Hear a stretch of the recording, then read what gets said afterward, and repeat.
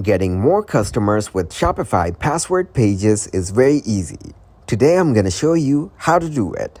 First of all, open the shopify.com. Then, click on Online Store and tap to customize it. Now click on Home Page, scroll down and tap on Others. And select the password option from here. Then, click on the password header and tap to edit the color scheme from here.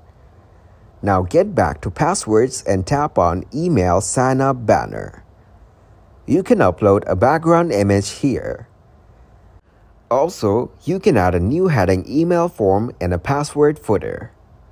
Then, click to add password footer and make changes in everything you want.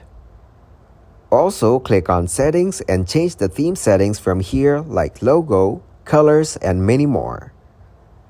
Once you're done making changes, click to save it from the top right corner.